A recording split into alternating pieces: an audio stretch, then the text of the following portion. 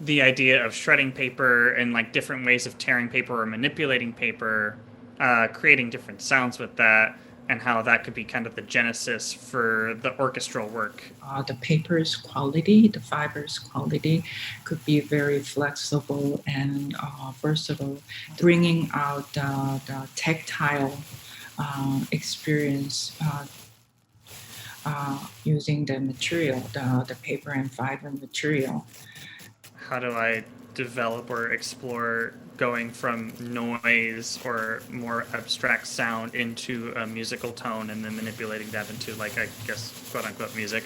That was kind of like for me the process and like kind of the river that I ended up discovering along the way.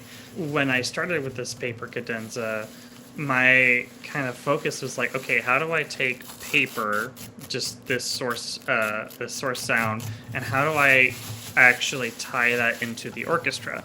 How do I get that sound to start working with the orchestra itself?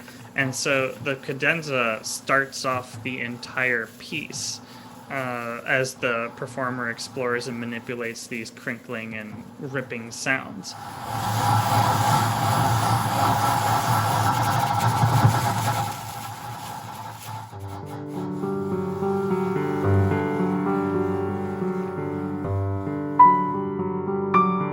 Felt like a journey to the unknown territory.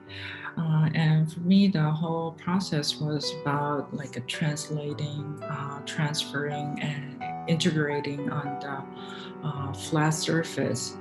Uh, so from sound elements to the visual elements to the screen printing process, three different sections of creativity.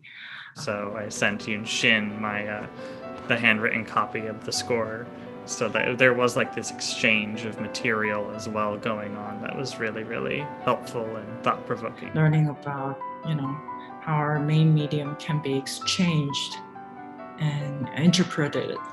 One thing that intrigued me the most was the timbre. It turned out that we use the term timbre in a different way. It's the one element connects two different media, sound and visual, and I wanted to see if I could translate the common term, although the meaning is different. Having the common thing being paper and texture, I was like, we're going to explore this medium in our own unique personal ways, but like the thread is always there. Our title is A River is Found on the Other End.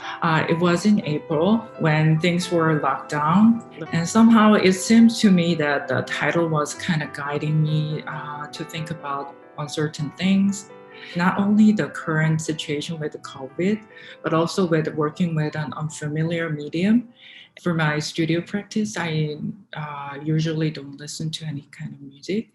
I prefer to kind of just focus on creating and bringing like a sound element to my studio practice was like a refreshing and new. With all the conversations that we had, whether it be via email or a Zoom meeting or with the COVID times too, like there was something about, because of the isolation that was just kind of brought on by everything, the exploration of the materials that we focused on did become just more and more of this focused meditation. I felt, but there was still a guiding light through all of it, and I think it was helped by our discussions about what we love, what we focus on, and like what we're exploring as artists. That kind of helped me like think about how was I going to manipulate this paper cadenza, how was I going to get that into this sound world that I wanted to explore. From that experience, my journey was more like he created kind of paths, and I tried to create my own paths, and going back and forth to different route and kind of find like a common route to get to the river theoretically, but we don't get to see the river, right?